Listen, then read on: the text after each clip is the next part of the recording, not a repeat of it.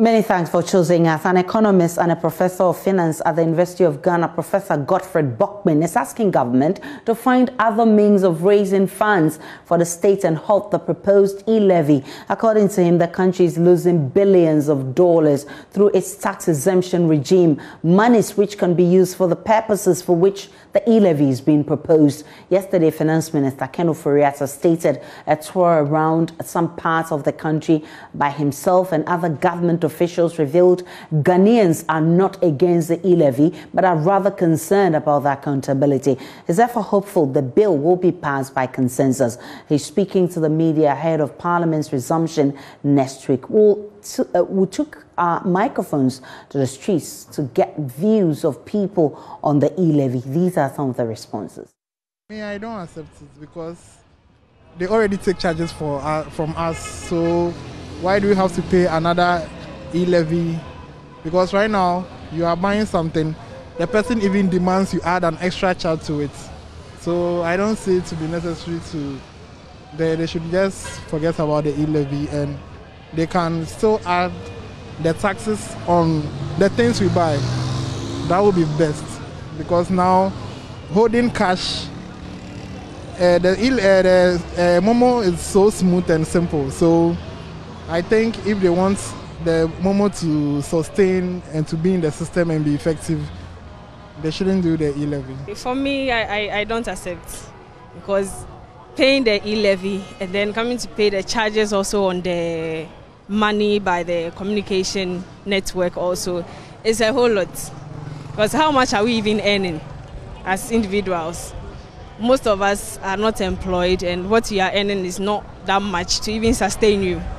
Okay, so all these charges are going to reduce your money, and then even your budget will also be, I don't know, it's going to cause a lot of problems for us. So for me, I really don't accept. Because these communications are already charging, and they're coming to add e-levy. It's going to add a lot of pressure on us in our finances. No, I don't accept that. Like, you can't tax me on my personal money. If you are not getting money from the World Bank, doesn't mean like you should come pay, like you should pay tax through our mobile money. You can't expect someone like Ekayayo at the roadside to be paying e-levy, like such huge amount of e-levy. Like, how much is she even getting from her everyday works? How much is she even getting for you to deduct such amount from her? Do you understand? And not only the Kayayo, we have more people using the mobile money, which is quite comfortable for them, because some people even take their salaries through mobile money. So if you put this e-levy on, how much are they going to withdraw from their wallets? How much are they going to be paid? Some people are paid 200 cedis per month. And then when they receive that amount, how much are they going to withdraw from their mobile money? And how do you expect us to live in Ghana here? Like, I don't understand. The finance minister is lying, because that levy will not help us, because we are business people. We do transact money through business. And when they gave us contract, we pay taxes on, so this levy thing will not help us. So I don't think it is best. They should rather go and look for source of income than this e-levy. Well, Professor Bockman has a recommendation for government, speaking at the multi-stakeholder forum on the commitment to reducing inequality in Accra on Wednesday, explained the monies lost to tax exemptions is more than what the country will accumulate from the e-levy. Studies have shown, and the statistics is available, that Ghana loses annually $2.27 billion through exemptions alone. $2.27 billion. Do you know how much we are seeking to raise from the e-levy? It's a little above 1 billion. Come on. So you see there's a solution. So what it means is that we could actually, if we did something about the exemption regime, we could be closing this gap to our advantage. But nothing has been done. Okay? That is not the only thing. If you look at corporate income tax, the inefficiency in there is huge. That is not the only thing. Personal income tax, over 6 million Ghanaians in tax-paying position, far less are paying taxes. So it means that we know them. You know, interestingly, a government official also was talking about the fact that chartered accountants, lawyers don't pay taxes. But these people are not in the informal sector. We know them. Is that not so? Why aren't we? So if you see that our tax structure, you realize that we are collecting more revenue from indirect taxes. And that tends to affect the poor and worsen the inequality than if we're collecting more from direct what? Taxes. Direct taxes will mean that the wealthy and those who have more actually put more on the table relative to those who don't what? Have. This is how society can grow. Now, scores of people seeking services from public offices have today been left stranded as a strike by Civil and Local Government Staff Association of Ghana, CLOGSAG, gets underway. CLOGSAG is demanding better conditions of service. The Fair Wages and Salaries Commission says it reached an agreement with CLOGSAG to call off the strike, but CLOGSAG says any such decision will need the backing of its members. Shortly, we'll bring you details of these and more. But let's start this conversation with a statement from the Fair Wages and Salaries Commission. And excerpts read, yesterday government reached an agreement with the leadership of the Civil and Local Government Services Association Ghana, CLOGSAG, which culminated into the signing of an MOU. The agreement granted some aspects of demands concerning their conditions of service, which others being work in progress. In the same MOU, CLOGSAG, on the basis of government committed to calling off the nationwide strike with immediate effect, will wish to thank the leadership of CLOGSAG for their cooperation in this manner. And that was signed by Head of Public Affairs, El Ankara, with the Fair Wages and Salaries Commission. But at a news conference in Cape Coast yesterday, the Central Regional Secretary of the Association, Alhaji Apam Nuhu, urged their members to be resolute until demands are met. Civil and Local Government Staff Association of Ghana made reference to the circular issued by the National Executive Council of CLOGSAG announcing their industrial action on the 20th of January. At the Regional Executive Council meeting, the Regional Executive Council discussed the worsening conditions of their members and the failure of the employer to address the plight of its members.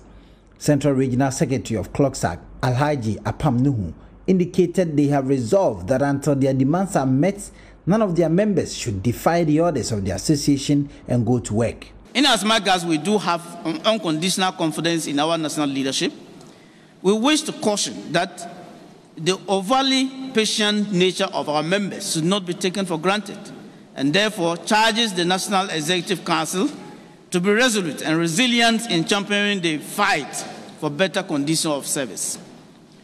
The Regional Executive Council further resolves that the strike action, when commenced, shall not be called off until the demands have been met. Members are urged to be steadfast and not to kowtow to any form of persuasion or threat from anyone or authority to report to work. The indefinite strike begins on Thursday. Reporting for JoyNews, Richard Kwejo, Cape Coast. Let's now take you to the grounds. First, to the Registrar General's Department, where persons doing business with the department are stranded. Ernest Meno has been on this beat for us.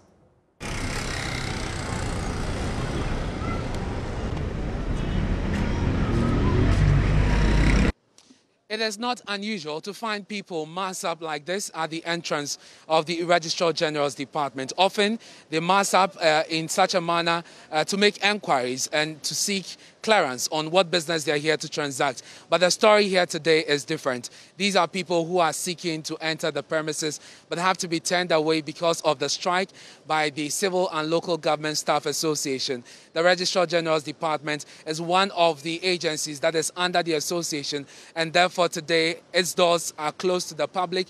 Many have had to be turned away and they have left here disappointed. So I'm here to verify a marriage certificate. And what were you told? Yeah, they told me that he's a strike, and I'm surprised because I didn't know anything about this strike that they are going to. So I didn't know anything about it. And how is this going to affect your plans? It's going to affect me because all the way from Westland to here, and that's my plan today. But I don't know what to do again, and It has been a very big problem to me tonight, right? Thank you very much for speaking to us. And I would want to show you what is happening right now. You see people who have come here today and unfortunately are being asked to move away by the security officer at post. And that is really what he's been doing all morning. I don't know if you will speak to us briefly. We've had people come here since what time today? Since from morning. Around what, 5 a.m.? Some come earlier than that. Some too come later than. And that is quite typical of the Registrar General's department. Because of the long queues, people come very early in order to book their place so that they could transact their business and leave. And this man here today has had to turn all of them away. However, let me just get closer to the entrance of this department for a notice that has been posted here. Unfortunately, the offices of the Registrar General's Department, RGD, will be closed to business, to the business community from Thursday, 20th January 2022 until further notice.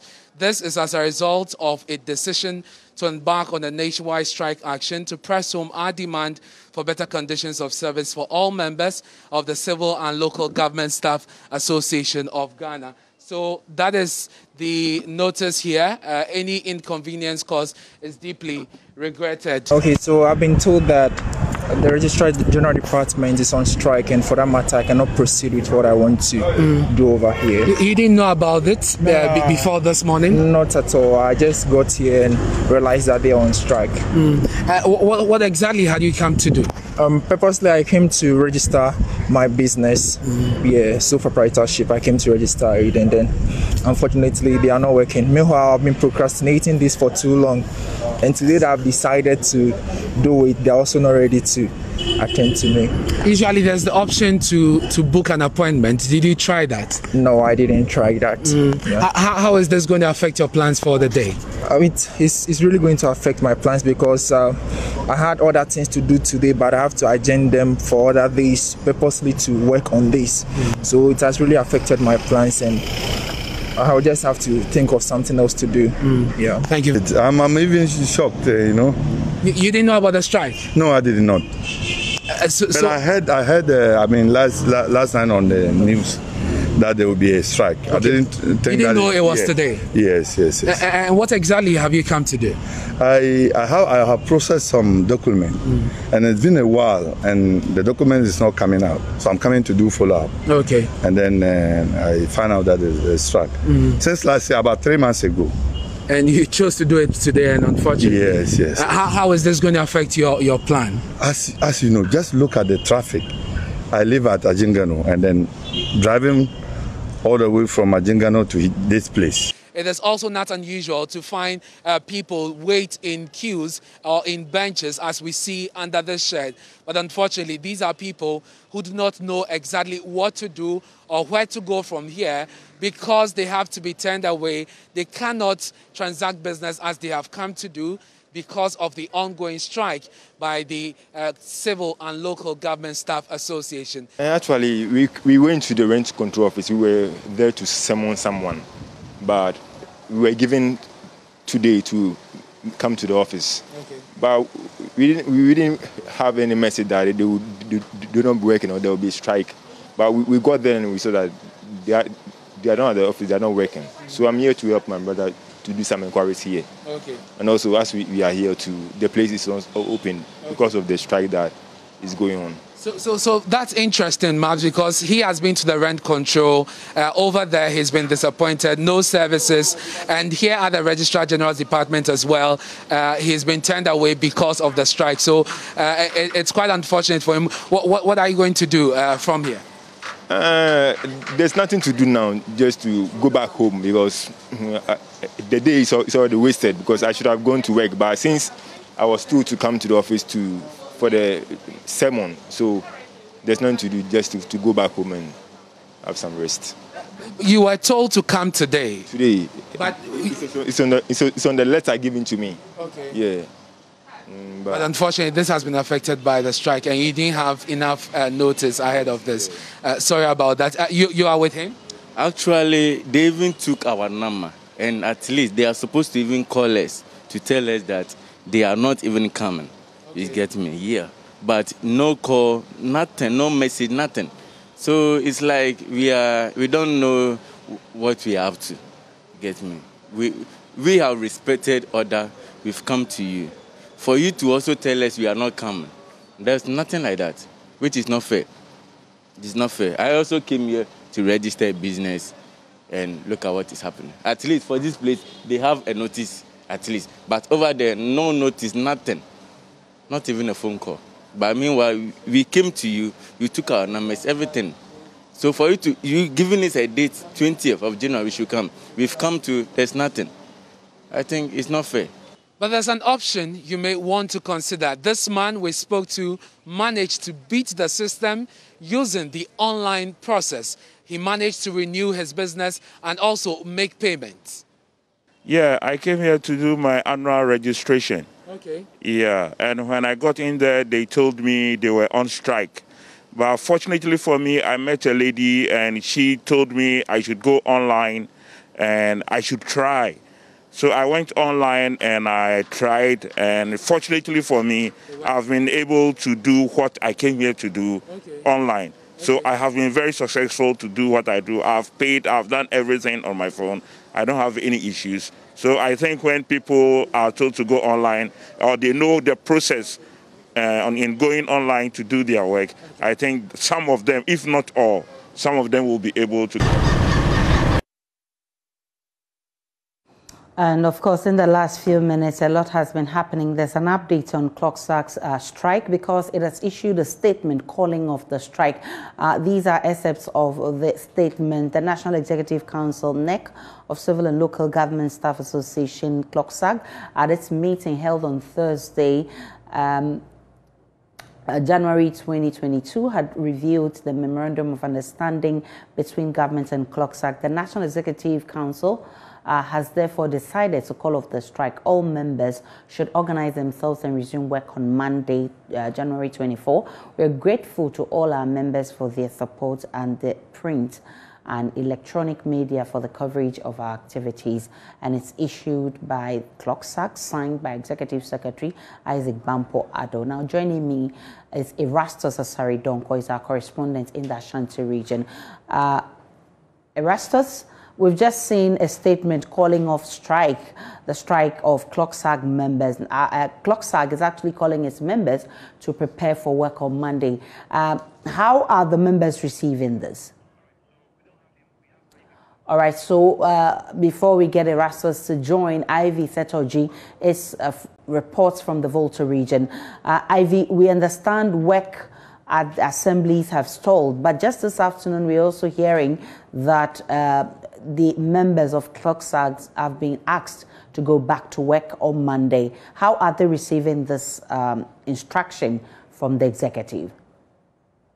Some of them are the things that they have already planned for the week. So going back to work on Monday, it wasn't part of the plan, but they have no choice than to go. Some want something else to be done immediately. But some are also of the view that, okay, so since they have called off the strike, it's a good thing they have to go back to work. Most importantly, since they are not going back to work tomorrow, Friday, they have a long weekend to prepare. So those who have already traveled out of their work jurisdiction will just plan and go back to their district on Sunday and then go back to work. So it's kind of mixed feeling among workers. Right. But obviously, these things are happy about the issue that the workers are coming back so they can work.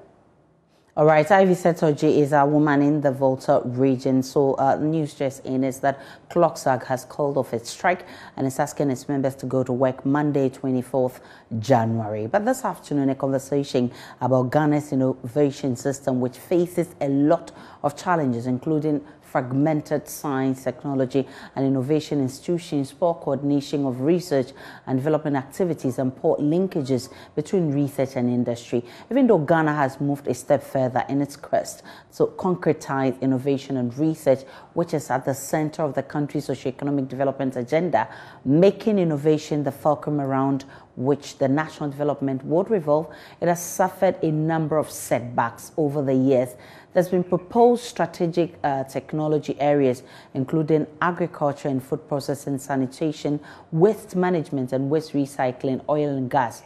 Other areas are biofuels, green energy, health and pharmaceutical information, communication technology, robotics, mining and minerals processing and manufacturing. But how do we effectively exploit the benefits of these focused areas? That's the thrust of our conversation this afternoon. Joining me for this conversation is Professor Georgia Obeng, is Dean of the Faculty of Mechanical and Chemical Engineering at the College of Engineering at the Kwame Nkrumah University of Science and Technology. Also joining me for this conversation is Dr. Eric Ashali. He's with the Center for Scientific and Industrial Research, and his research interests include machine learning-based nanophotonic systems design and optimization, optical neural networks, chiral plasmonics, integrated intelligent nanophotonic devices, and smart systems. And I think it will be intensive training in technologies including precision machining, digital manufacturing and applications. I mean, these are issues that we'll be looking out for in our conversation this afternoon. I'm grateful for your time, gentlemen. Thanks for having me. Now, let's start by understanding how much of importance scientific innovations are to the nation's development agenda. And I'll start with you, Professor Obeng. How important is this to our national agenda? All right, so as we wait for Prof to join, let me throw this back to you, Dr. Ashali. How much of importance is scientific innovations to the nation's development agenda? Okay, thank you once again, and thanks to your viewers. When we talk of scientific innovation, mostly we look very far away from the very normal things around us. The very basic things that we are taught from our infancy. And it is important that we take note that innovation doesn't begin at the very highest level of academia. It starts from infancy. And nation building also is built with the youth and actually infants who will grow through the ranks, rise through your ranks to become responsible adult for the country. So when you ask what is the importance of innovation to nation building, I will say that it is the basic atomic fragment for nation building, because we cannot do without it. In a case where we have our young ones not being innovative, the country will collapse. So basically, innovation is at the core of national development. Yes. Now, you do a lot of research in machine learning based, you say you do nanophotonic system designs, optimization, optical neural networks, chiral plasmonics, and integrated intelligence. What is the role of these innovations to the development agenda? Okay, great. So,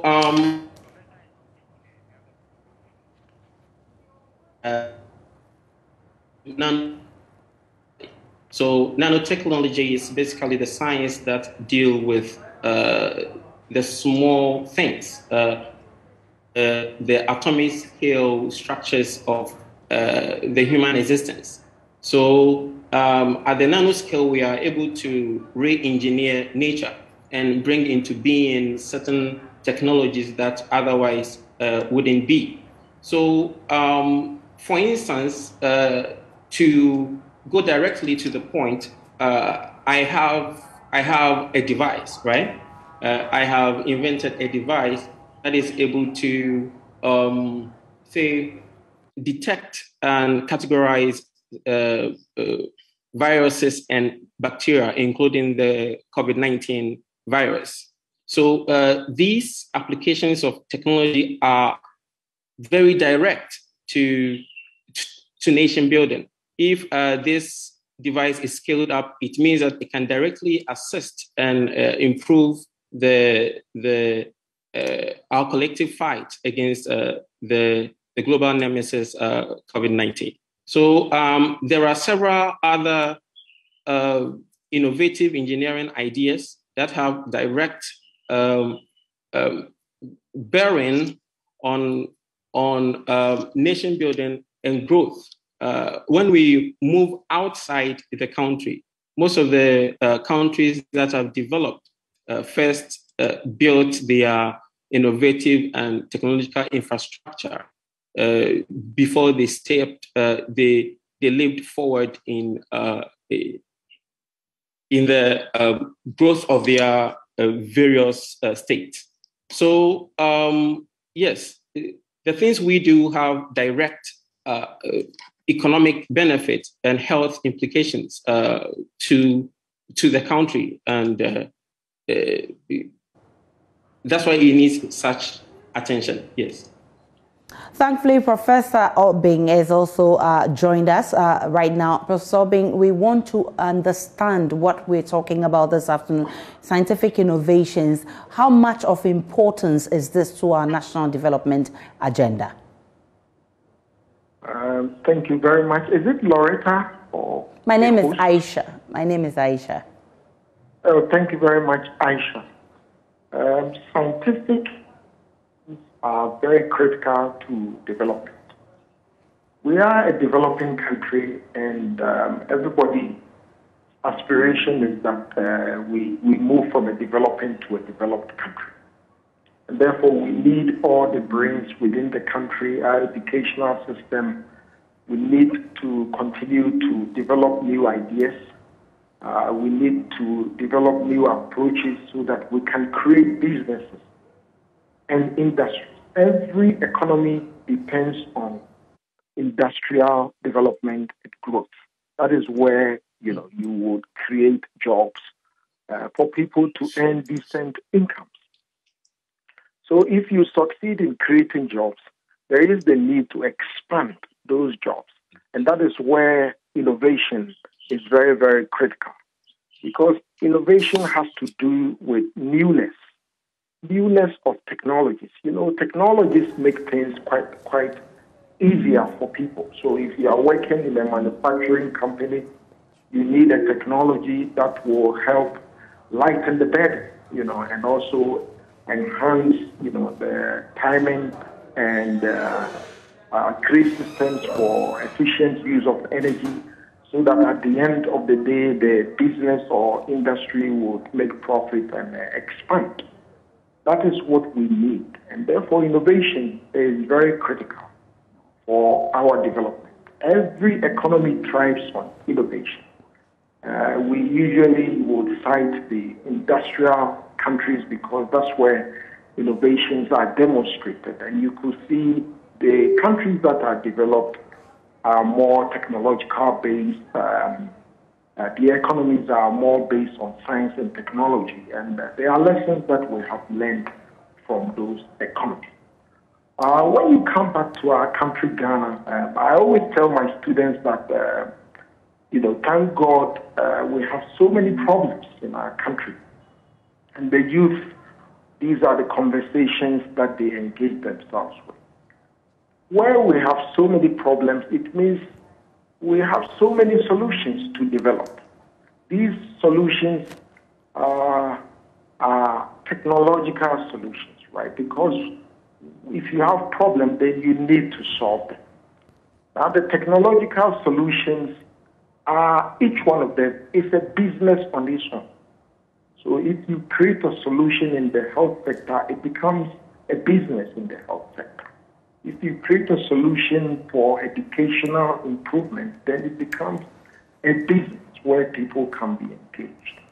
And therefore, we need to create more technological solutions. And to drive those and to consistently improve upon them, you need scientific innovations to do that. It's quite interesting the way you put it. Whilst we're trying to create scientific solutions, then we're trying to also create solutions to our job problems, which has been one of the biggest we've had to deal with. But definitely, we appreciate the efforts being made by the KNUST, for instance, the CSIR, for instance. But that does not also erase the fact that we're faced with a number of challenges, which you've rightly hit there.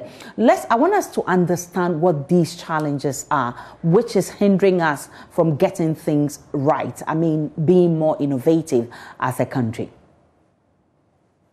Well, our challenges are numerous. And like I said, these are development challenges, right? If you interview students of development studies, they will say simply, development is more of everything for everybody. So not until we are able to create more services, not until we are able to create more products for everybody, there is always a shortfall, and we feel that we are underdeveloped or developing. The challenge we face is that we need to build the critical mindset. We need the critical mass of people who are well educated, who would be committed to national development, who understand and would use, scientific innovations to help develop our country. And so it's what the university seeks to do, to train young minds, right, so that we could engage in research. We can expand the frontiers of knowledge, and we could, through our research, develop technologies so that we have a technology-based economy. If our economy is thriving on traditional systems, then we might not be able to exchange. We will have challenge in exchanging our products, a national community, because it's basically traditional. Traditional systems are good, but they are not very modernized and enhanced in terms of the energy requirement, in terms of time, and in terms of performance. And therefore, universities have critical roles to play in this. The critical manpower needs the minds of young people, and particularly KNUST, which is the premier university of science and technology. We have been engaged in science and technology for almost 70 years. So if you look at the university, there are different departments doing so many different research, whether in the pharmaceutical industry, or when you come to engineering, or when you go to the health sector or the science, people are doing research, right? We have so many prototypes, so many processes, so much methods within the university that we need to really move them forward so that they become services that the country needs. They become products that we can sell within the country. Let us remember we have a population of over 30 million, so that itself is a good market. And then we have West Africa, the rest of Africa, and the rest of the world. So that is what we seek to do. Quite interesting the way you put it, but you also made a very critical point about critical mindsets. That brings us to training, and by that I'm talking about teaching and learning. There's been concerns about teaching and learning of science in our schools. I mean, the reason our science students, our engineering students cannot even manufacture toy cars. I see you have upped your game recently, but generally, what is wrong with our system and how can we make it better, Prof? Well, usually, when young people come to the university, they have expectations, right? They have been trained at the senior high school level. So if somebody wants to become an engineer, then that is the expectation. But I think that, in the tertiary educational institutions, such higher educational institutions, you need the facilities. You need the equipment. You need the labs and workshops. That is where the students will actually have the hands-on training. It is something that the university is seeking to enhance. Don't have all the complement of lab equipment, but the university is making an effort, and I know government is also assisting in doing that. Okay, and then our teaching methods should not also be very theoretical. I think in training of young people, we should focus more or equally important areas like intention, where we provide opportunities for our students to also have engagement with industry so that they know the practice outside of the university, and when they come back, we can engage with them. In every university, professors work with students, so they are considered as junior members, right? So when they go to industry, we make a follow-up, and so we will know exactly what the industry needs, and that will guide us in our teaching methods, so that we build them up to feed into the industry. And for those who are very interested in establishing their own businesses or their own small industries, once they have learned the best practice through internship, they will be in a better position to also establish their small industries. And through that, we would be building the economy gradually. I think that as a university, we are aware that we shouldn't focus too much on the theoretical inside the class teaching, but then the practical teaching, the exposure in industries, and also, students given the opportunity certainly to go to the field and to see what is there.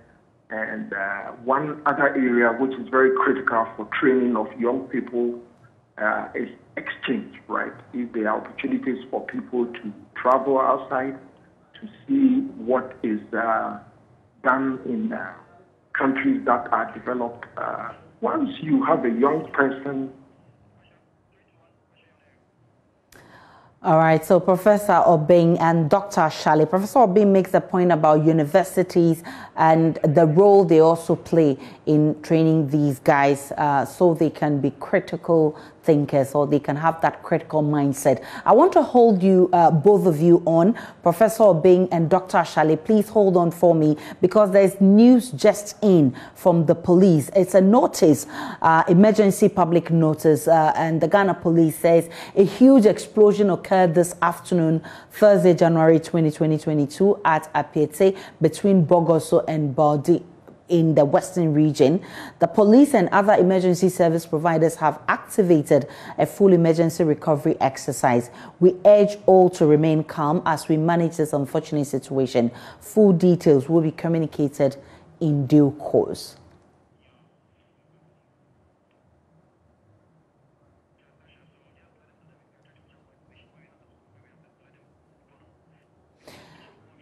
Right, so as and when we get details of this, we will share with the public. Right, so we'll go back to our conversation. Let's speak with you, Dr. Ashali. Dr. Obeng, before I held you on, you made mention of the role of universities in this. All right, let's take a break. When we return, we can have this conversation better.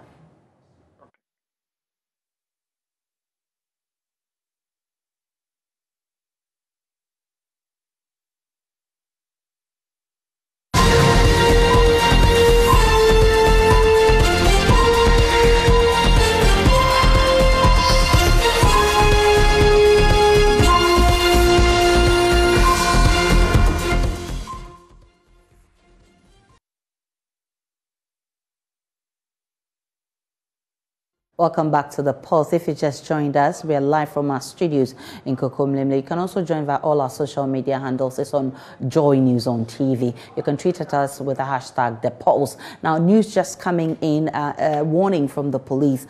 It says a huge explosion occurred this afternoon, Thursday, January 20, at Apiete between Bogoso and Bodie in the Western region. The police and other emergency service providers have activated a full emergency recovery exercise. We urge all to remain calm as we manage this unfortunate situation. Full details will be communicated in due course.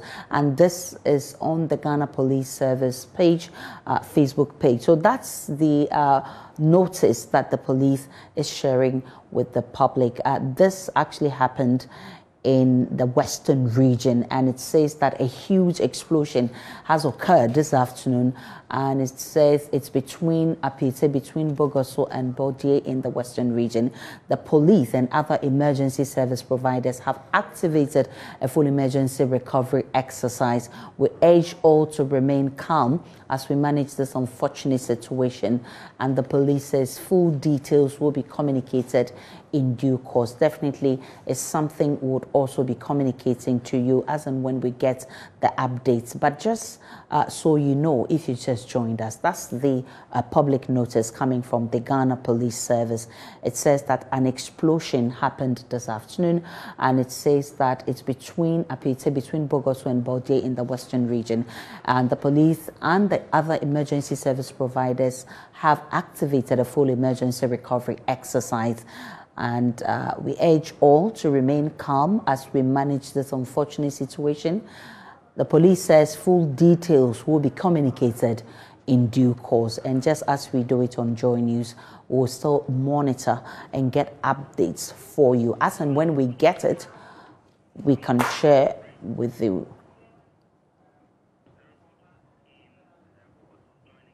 All right, we can speak with Samuel Kojo-Briu, who is a reporter at Bogoso. He can share with us a lot more with what has happened. Kojo, thank you so much for joining us. Bring us up to speed what actually happened in Bogoso this afternoon. Thank you very much, and good afternoon to the viewers of Joy News. We gathered that there's this driver who was, the reports of what really the source of the explosion, there are two accounts, which we are still tracing to get to the bottom of the matter to really understand what really happened. One side of the report says that there was this driver who was transporting dynamite explosives for a mining company, and he was traveling from Kumasi towards Takwa. When he got to this community called Apiete, he had a tie burst. So he started warning people that what he's carrying are explosives, and because of the tie burst, there was this fire, and he believed that it would escalate. So according to our sources there, some people were able to run away, but then when the fire caught up with the explosives, it then exploded. And if you know how explosives work, even when they are being used on rocks, they are able to disintegrate the rocks to very fine particles. So imagine if this is working in a community. So what we hear is that the Apiete itself is not a very big community. So these dynamites have been able to raise down every structure in the community. And as we speak, according to our sources, there are people who are still lying underneath these, broken down structures, which of course people have started to see what they can recover. Another side of the story also said it was a tanker car which was conveying gas to a station, and then it crossed with a motor and it fell. And because it's gas, it exploded and caused this devastation we're seeing. But the reality is that whatever might have caused this explosion, the effect is dire. And people tell us they fear a lot more people are dead as we speak. How are the people, residents in this area and surrounding communities responding to this? Come again with that question. How are the residents here responding to this? Well, it brought a lot of sadness. People have started calling their relatives to check on them to know how they are doing. I've just had a call with one guy who is living in a nearby community. He is even afraid that he's not getting through to his mother. Because of the magnitude of the devastation, people fear that, their relatives might be involved. And so anytime when you hear this has happened, you try to give a call or place a call to the home to find out, are your relatives fine? So people are sad, people are anxious to find out how their relatives are doing. And this community is a community between Bogoso and Bordia. It is in the Prestia Valley municipality. And you know that that enclave is an enclave where mining is quite on a high. And so anybody who gets to hear the story is quite jittery about what the impact will be, especially when he's believing the story of the gas, and you know how gas behaves. It travels. And therefore, people are not easy now. There's a bit of uneasiness in the communities around because people don't know the extent to which the gas can travel. So we are still monitoring to find out how the whole situation will be. And it's quite a pathetic situation as we speak. So what has been the response of the emergency services to this incident?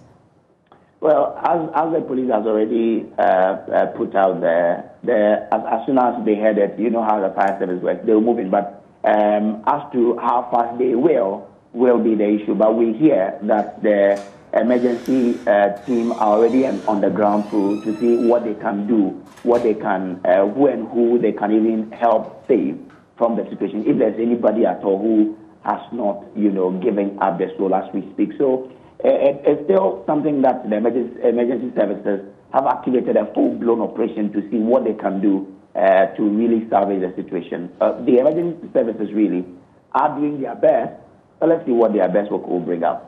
So what's the situation right now as we speak? Has the fire been quenched?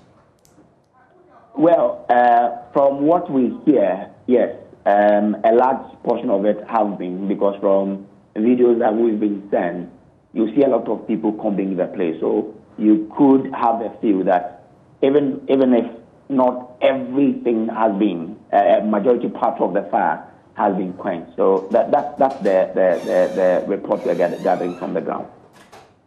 Tell us about this community in question. Well, like I said earlier, it's a community between Bordia and Bogoso in the Valley municipality of the Western region. That whole area is a huge mining enclave. So for smaller communities, you'd see that there's small-scale mining here and there. But this particular community is a very, very small one. It's a small community, and so it's a tight-knit community where all of us would know each other. It's predominantly a farming community, but also into mining as well because of where they find themselves. Every land in that part of Western region, you are likely to find gold in there. So it's a mixture of farming and gold business, but it's a very, very small community. Wow. So for now, we do not know how many people are trapped in there? We cannot tell. People are still counting their losses. People are still looking for their relatives. So we'll really get a full picture of this probably by close of day, depending on the work our emergency services can put in. But I am hopeful that by close of day, we will be able to tell how many people we've lost, how many are injured, and the magnitude of the injuries as well. Samuel Kojo Bruce, we're happy that you're able to bring us this update. He's a journalist with Sky FM. But of course, this is the notice coming from the police. A huge explosion which has occurred this afternoon, and you heard Samuel Kojo explaining to us what exactly happened. The police says it was between Apiete and between Bogoso and Baodie in the western region. The police and other emergency service providers have activated a full emergency recovery exercise, and we urge all to remain calm as we manage this unfortunate situation. Full details will be communicated in due course, and that's the warning coming from the police. It says a huge explosion occurred this afternoon, and it's between Bogoso and Baodie in the western region. The police and other emergency service providers have activated a full emergency recovery exercise, as you heard our reporter indicate. The police says that it's urging all to remain calm as we manage this unfortunate situation, and the police says full details will be communicated in due course. Let's go back to Kojo Bruce, who is our reporter on the ground. Tell us more. We are hearing that the fire has been quenched. Is that so? Yeah, as we speak, I'm still connecting with my sources on the ground. I've just been briefed that the fire has still not been completely, like I told you earlier, has not been completely been put out yet. So the fire service is still battling it. The thing is that I am told now that it's a very, very sad situation, and we all need to pray for them. I've been told that many of the affected have been transferred to the Bogoso Government Hospital, to Ekropon and other places for care, because Bogoso Government Hospital alone cannot contain the sort of damage this has caused. So really, I'm still told that they are trying to bring some people who are still caught trapped under the debris. So it's quite a very, very sad situation. We're still monitoring, and whatever happens, we'll let the viewers of Joy News really get up to speed with what exactly is happening on the ground. But we do not know how many people are dead, how many people are still trapped, but at least do we know how many people have been injured and taken to the Bogoso hospital, as you say? Well, we have not been able to put a number to it, but we are told a number of them. My source on the ground is still putting facts and figures together, and I'm sure as the bulletin progresses, we may have more updates to brief the viewers of Joy News with it. But I must add that the police, some military officers and fire services are currently on the ground working together to ensure that the situation is brought under control.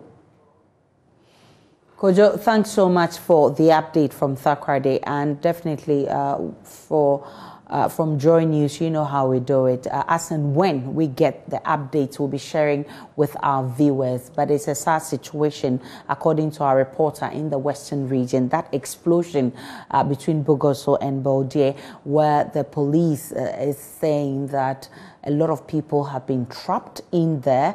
According to our reporter, some of them have been sent to the Bogoso hospital, and we do not know how many of them are injured, but we also do not know how many people may have died in this explosion. We do not know how many people are still trapped in there, but the police has assured that its personnel and other emergency service personnel are at work, and they'll be bringing us more and telling us as and when they get information on the questions we are asking. Kojo indicated that this is a community. I mean, if you look at the activities that go on in this community, it's definitely going to get a lot more involved. And he says a lot of people are beginning to call their relatives. And somebody said he's been trying to reach his mother and he's not reaching the mother. So, oh goodness. I must warn viewers that the pictures may be disturbing. So we're already seeing dead bodies there, including children, bodies of children, if I'm right with what I saw just now. So it looks like this is a very sad situation in the western region. Just like the police has said, the police says the public must remain calm because it is doing its best to see how it can get the people trapped in outside alive. Some have been sent to the Bogoso hospital. We're hearing that the fire has still not been quenched, especially because of the activities that goes on around this community, just as Kojo indicated in his report. So this is something that we are following with keen interest. The police will be updating us. Our reporters are on the ground. As and when we get it, we will share with our viewers. We're still live on the pulse. We'll take a break and we'll bring you, we'll continue with our earlier conversation on scientific innovation. Stay with me.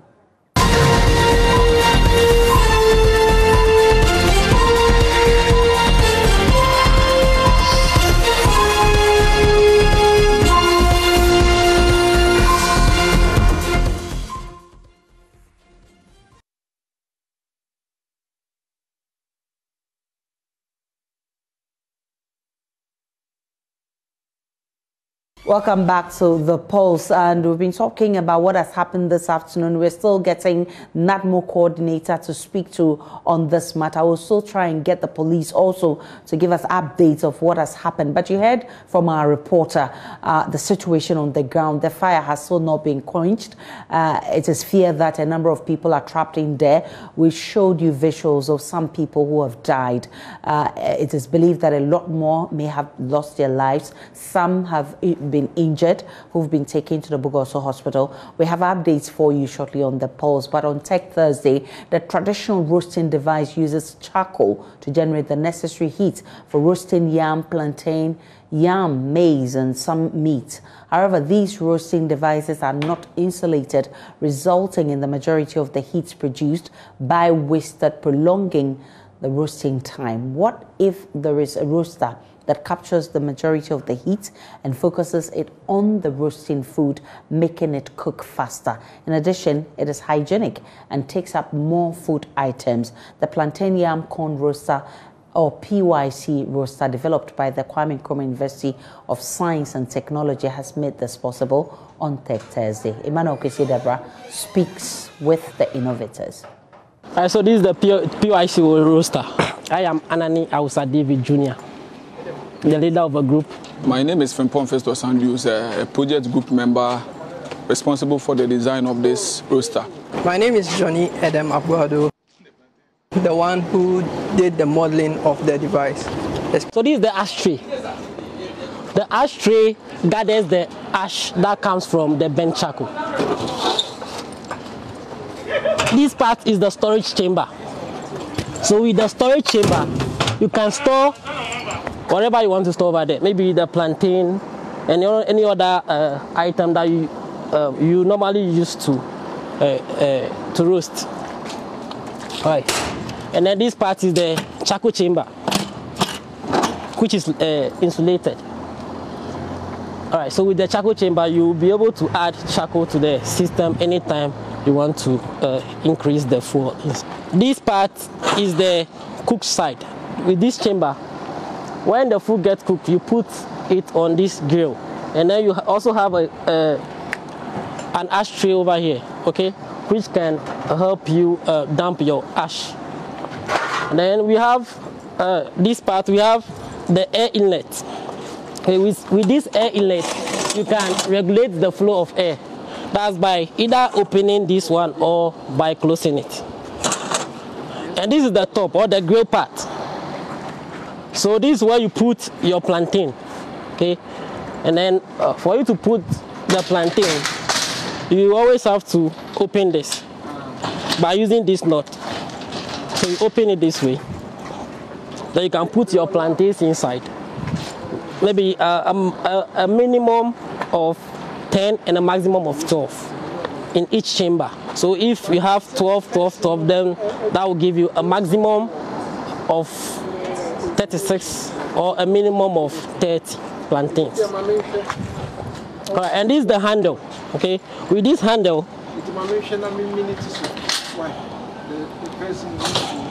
okay, so So with the handle, you can rotate the system at any time. That's between 30 seconds to 40 seconds. Okay, so that's how it works. Because of the handling of the plantain, they also had hand bends. So we sought to reduce that by creating a way to reduce the way you touch the food, in that way promoting the hygiene of the food.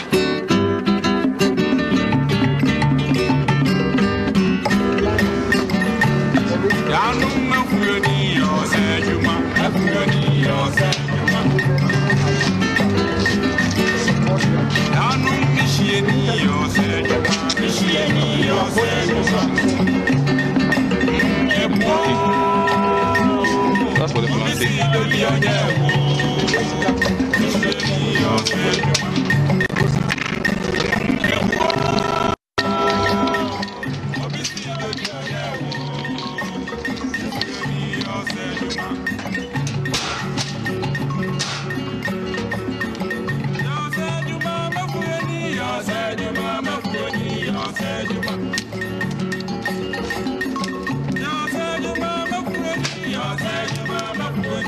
My name is Professor Georgia Obeng. I am the supervisor of the project. Now, when we carefully studied those cooking devices, we realized that they were not designed. So even though the business is lucrative, the women don't actually gain or earn the amount of money they are supposed to earn because they experience what we call heat loss. So the source of the heat is actually from the charcoal. Now they are supposed to derive certain amount of energy, right? If the traditional roasting device is efficient, but they are not inefficient. They lose a lot of heat, and whilst the heat is being lost, their bodies also absorb some of them. So we did an interview, we did several interviews, we studied the traditional roasting device, and we decided that we are going to design a roaster for the women who roast around campus in Kumasi and all over the country.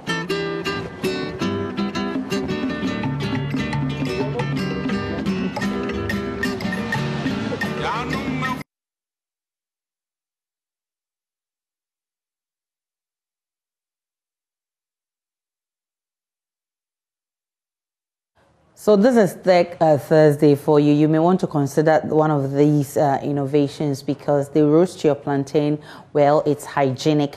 And just like you saw in the video, Professor Obeng, who we're having that conversation about scientific innovations, will join us soon. But Dr. Shali is still with us here as we wait for Professor Obeng, who led this innovation, to join to tell us more about this. Let me come back to you, Dr. Shali. Before we had to break this conversation and bring in the breaking news, Professor Obeng was talking about the role of institutions, the universities in their training, talking about teaching and learning of science. And because a lot of people have concerns about the way we teach and learn science, the reason why a lot of people do not, the science students themselves cannot even manufacture toy cars. What's the role of the universities in this agenda? Dr. Shali. Kindly unmute for me. Kindly unmute for me. I have unmuted. Great, so great. Now I can hear you loud and clear. Okay, great. Okay, yes. So the role of the universities and the research community is to find a way to bridge between education and industry. We need to find that tunnel that we will cross the student through to industry. So, for instance, for the device that you just showed us, a very interesting one, roasting plantain and other foodstuffs. There could be possible other components to this device that could automate it by bringing in other concepts relating to, say, machine learning, artificial intelligence, automation. Then the hard work of trying to turn it can even also be improved, right? So these linkages to innovation must be very clear to the students that we groom. And then at the end, we expect the innovation as it is now in other parts of the country to end with automation and programmed structures, right? And devices. So that is the sort of role the university and the research institutes can create or can play, bridging the gap between academia and industry. Thankfully, Professor Georgia Obeng has joined us again. He's the lead, for the group that innovated the corn roasting machine. Prof, congratulations for this milestone. What was the motivation and what went into innovating this machine? Thank you very much. The motivation is that I am somebody who eats the roasted plantain sometimes during lunchtime, and I find it quite healthy. But anytime I visit the women who roast, what I realize is that the roasting device is very traditional. So they experience a lot of heat loss, and when you interview them, some of them, the feedback is that even in the night when they are sleeping, they feel the heat sensation. Once they experience this heat loss, it means that they also lose some money. So I decided that it would be good for us to take a critical look at the traditional system of roasting food, namely, plantain, yam, corn, and others, so that we can bring in the engineering design process. So I formulated this topic, and my students bought into it. They did an initial survey, and they realized that it's an interesting area that they can do initial design, and do fabrication and test parameters, so we can continue to improve on this.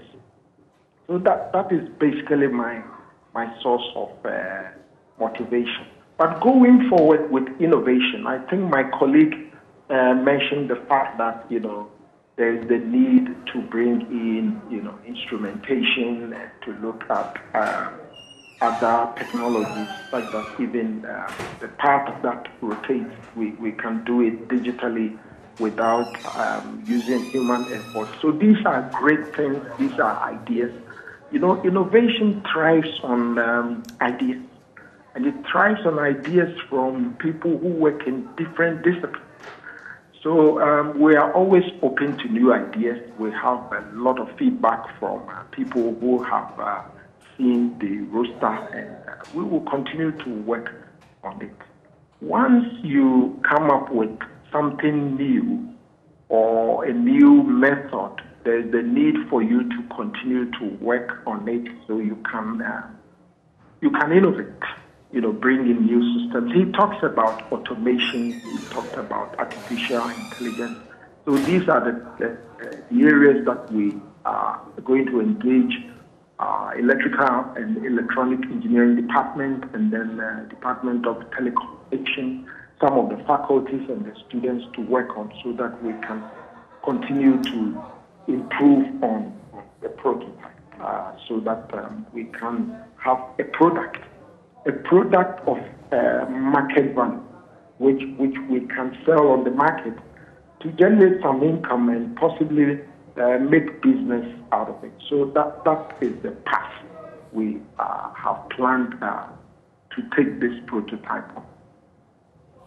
Dr. Ashale, I understand that there's a problem of funding with this research, but what's the extent? To what extent does this affect scientific innovative research?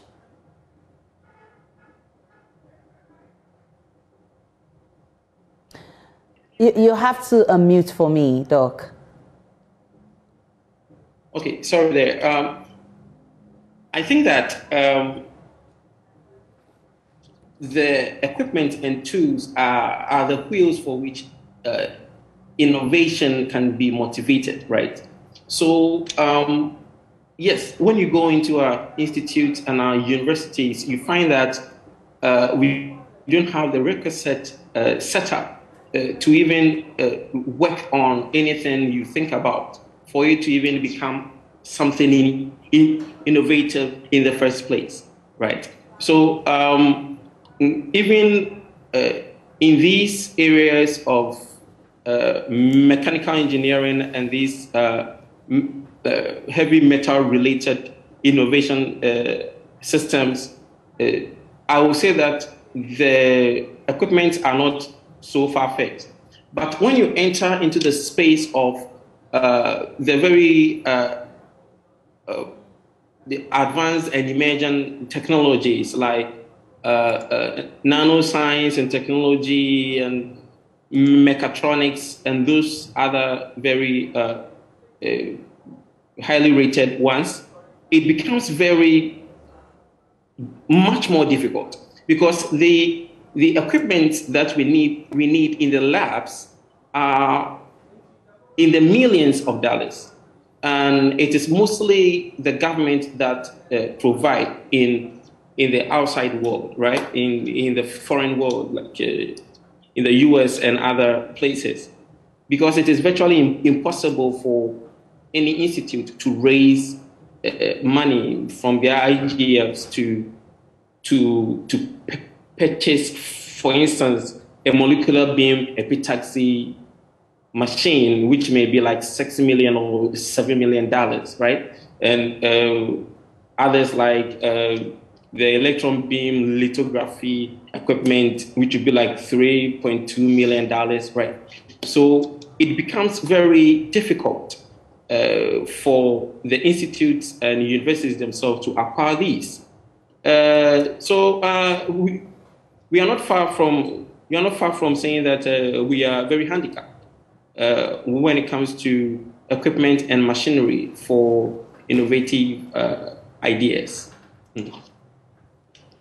Prof. Bain, how do we bridge this gap? I mean, what do you recommend that we do, especially at the government level? Because Dr. Ashale has explained that there's no way institutions and universities can actually raise that kind of money needed for the equipment that you need for your work. It means that government has to put in place measures.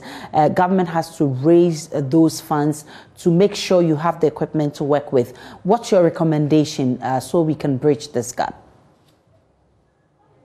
Well, my recommendation is that we need good policies, so public policies, which will take critical look at funding of universities in regard to science and technology and innovation. So that is one area. We need to also constantly engage government. We have to invite the ministers onto our campuses during open days, so they will see the areas we are working and the innovations and the prototypes there, so that they will come to terms with the research we are doing. We also have to, through government, engage with industrial players, right? Because they know that when they engage the university, they might have tax holidays or tax reduction. So this is very, very important. We need to also find time as a university researchers to go to the critical, some of the government sectors that we work with, like Ministry of Science, Technology and Innovation, Ministry of Energy, etc., etc. We need to go to those ministries get the opportunity to make presentations on some of our research and development work, so that they know exactly what we are doing and they will understand the application areas. Because they manage our taxes. So much as we acknowledge the fact that, at the national level, we are all limited to funding. Government has a bigger purse. And we work in a state university, so everything is funded by government. And therefore, there's the need to constantly engage government so they will know and see the need for funding of scientific research. Certainly, if this dialogue and engagement becomes very fruitful, it is the nation that will develop. We are partnering with government to train young people, right? So once we are resourced through government funding, we'll be able to train more young people. We'll be able to create the ability to develop products through our research and development. And like I said, the nation will be the beneficiary. I'm grateful for your time. Professor Georgia Obeng is Dean of School of Engineering at the Kwame Nkrumah University of Science and Technology. Dr. Erica Shali, I'm grateful for your time as well. He's with the Center for Scientific and Industrial Research. We've had a very wonderful conversation on scientific innovations. We'll take a break. When we return, we'll bring you the very latest from the world of sport.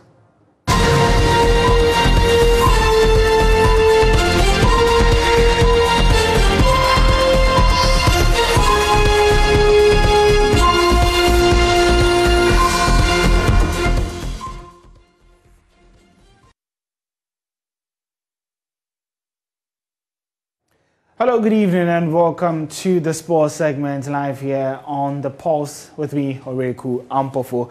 Well, the Black Stars are still dominating the airwaves, and all over you go, all over the place and wherever you go, people are talking about the team. What we do know in terms of updates is that some members of the squad and officials of the team arrived at the Kotoka International Airport earlier today around 3 a.m.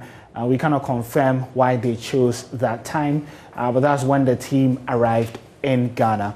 But that's not our focus today. Our focus is that after they arrived, the president of the Ghana Football Association, Kurt Okraku, addressed the media and earlier today spoke to our sister station, Asempa, and a few other media houses. And these are some of the quotes from what he did say. So he started by saying that it is important that we have cool heads, engage and take the right decisions for Ghana.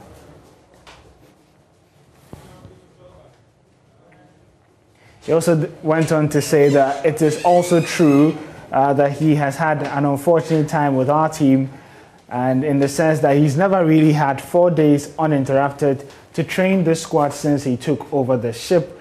Let's be fair. And that was Kurt on Milovan Rajvac. He goes on to talk about the players and says that the players who represented Ghana are the best that we have. If there is a Ronaldo or Messi type of player somewhere who moves straight to our first 11, just let me know and I will include them. The Black Stars now need support so they can grow and win trophies. For those who are not ready to serve the country, we can't force them.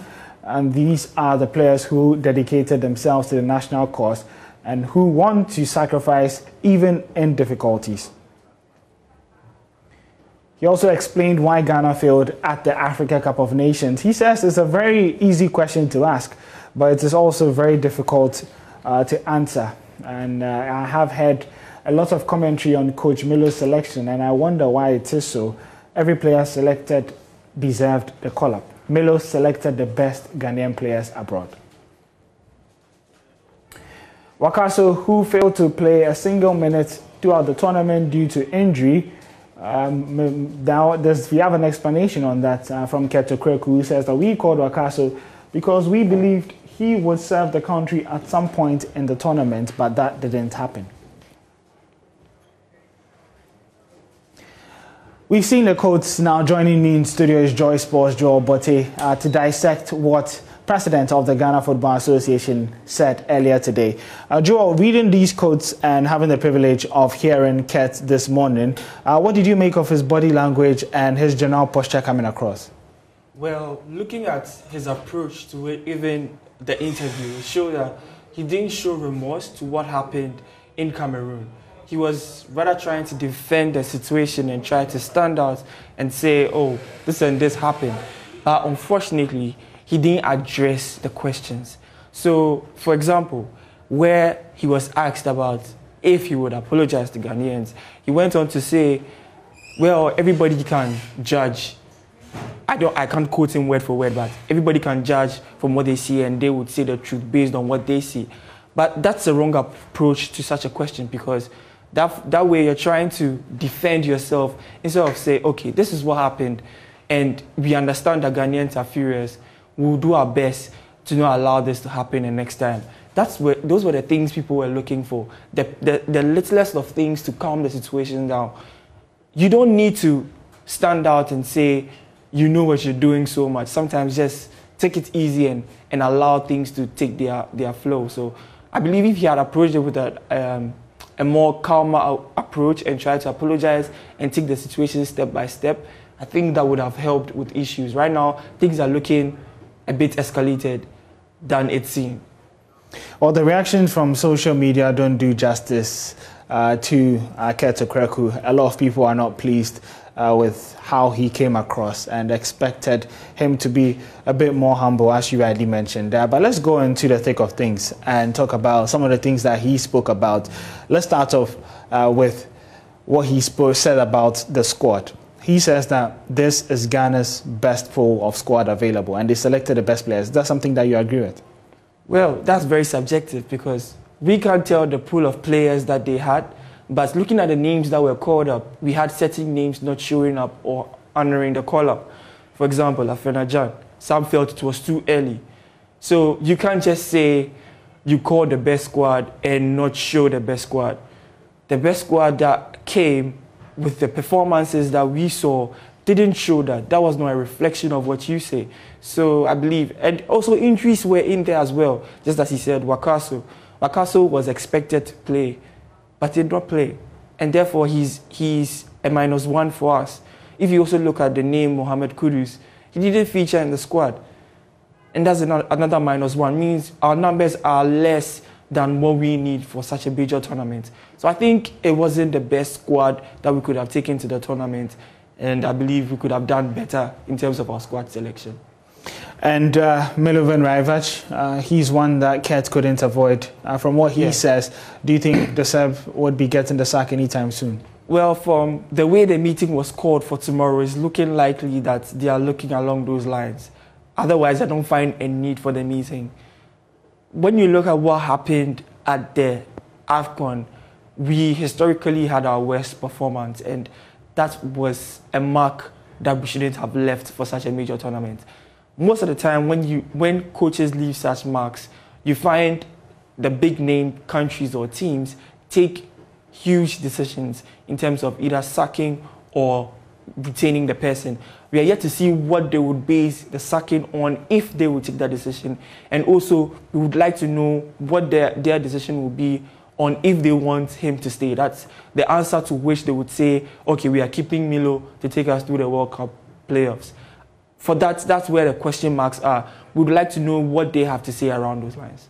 All right, thank you very much, Joel. What we do know is that the Ghana Football Association have requested to meet Milovan Raivac, where he would submit his tournament report and explain to the association why things went south in Cameroon, with the Black Stars failing to win a game and ending up as bottom in Group C. Remember, if the Ghana Football Association and the Ministry of Youth and Sports decide to sack Milovan Raivac with immediate effect, they would have to cough up $270,000 because his contract expires September 19th. And so we're bringing you updates on a situation that looks like it would be going all the way right here on Joy Sports. You can follow us on social media at Joy Sports GH on Twitter or myjoyonline/sports on our website. My name is Oreku Ampofo.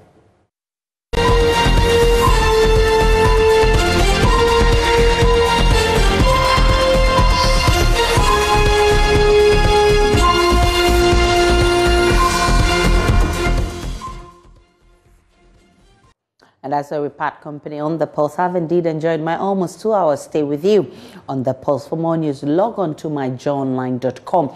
There's more of the news and updates of all the developing stories. Let's Talk Showbiz is up next to enjoy the rest of our programs.